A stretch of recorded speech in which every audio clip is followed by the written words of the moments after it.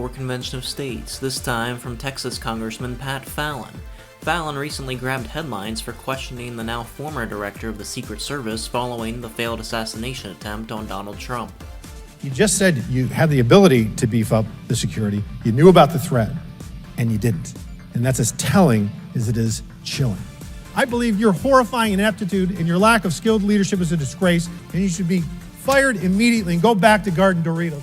In a statement, Fallon said, "As a steadfast believer in the American principles of liberty and limited government, I am proud to endorse the Convention of States movement." I'm a big proponent of term limits. I think people should come here for maybe 12 years, serve and then go back home. I don't think you should have folks here 30 and 40 years, but money doesn't fall from the sky, although a lot of people in Washington think it does. The debt is so high right now that our current levels of spending, in 10 years, half of the federal budget is going to go to interest on the debt. Right now we're spending, Tony, $400 billion a year just on servicing the debt. Those programs are going to get less and less resources given to them because the debt's going to gobble everything up. Learn more about Convention of States supporters at conventionofstates.com/endorsement. Last week, members of the Convention of States team attended a national conference of state legislators in Kentucky, the first time that we've attended a NCSL event. Here's Rita Peters and Mark Meckler to break it down. It has been busy, but the best thing is the meetings that we have had with state legislators from all different states while we were here, just one-on-one meetings and small group meetings with our headliners. The vast majority of people that Patty handed a carton to said, "Oh, I already know about this. I already know about you. Like, your people come to my office all the time." So we had an Ohio legislator that actually said, "Oh, I already know about this. Your people are in my office all the time. In fact, they should have had your people hunt for bin Laden because he would have been caught and killed a lot sooner."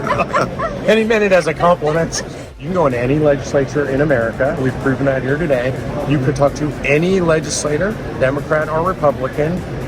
They will know about Convention of States. Our people are activists, and that's really been borne out here by the number of legislators who've said, "Oh, I know. I hear from your people all the time."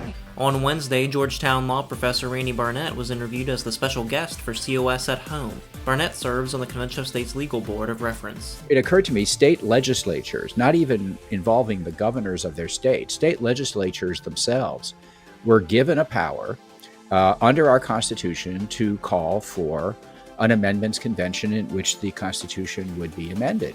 That's a real power. It's in the Constitution.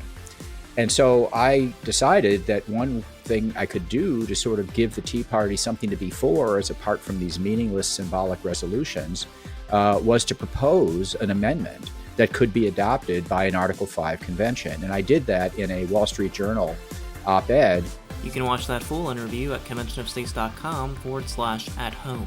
Finally, here's a smattering of recent photos from grassroots events going on around the country for Convention of States, including Colorado, Delaware, Ohio, Wyoming, Wisconsin, New Jersey, and Tennessee. And now, you're up to date with Convention of States.